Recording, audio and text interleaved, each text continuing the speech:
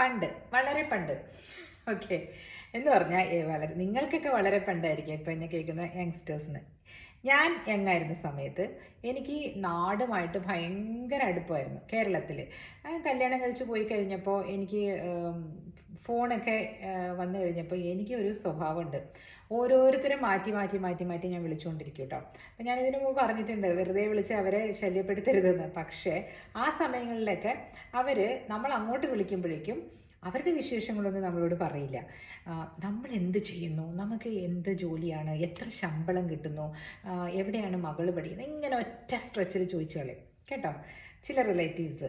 അപ്പോൾ ഞാൻ വിചാരിച്ചു എന്തിനാണ് നമ്മളുടെ കാര്യങ്ങൾ അങ്ങോട്ട് പറഞ്ഞു കൊടുക്കാൻ വേണ്ടി വിളിക്കുന്നത്, അവരാരും ഇങ്ങോട്ട് വിളിച്ച് തിരക്കില്ലല്ലോ.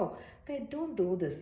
ഇന്നത്തെ കാലത്തും ഇങ്ങനത്തെ സംഭവങ്ങളൊക്കെ നടക്കുന്നുണ്ടെന്ന് എനിക്ക് DM-ൽ ഒരാൾ മെസ്സേജ് ചെയ്തതാണ്. നമ്മൾ അങ്ങനെ ചെയ്യേണ്ട ആവശ്യമില്ല.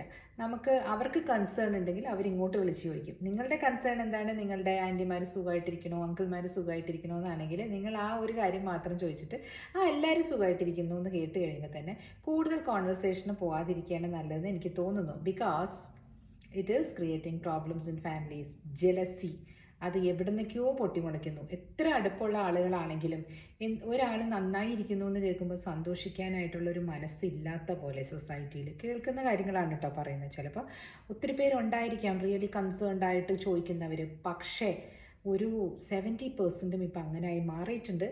പണ്ടും ഉണ്ടായിരുന്നു എന്നാണ് ഞാനീ പറഞ്ഞു വരുന്നത്. സോ നമ്മൾ ഇന്നത്തെ സമൂഹത്തിൽ എന്താണ് ചെയ്യേണ്ടത്?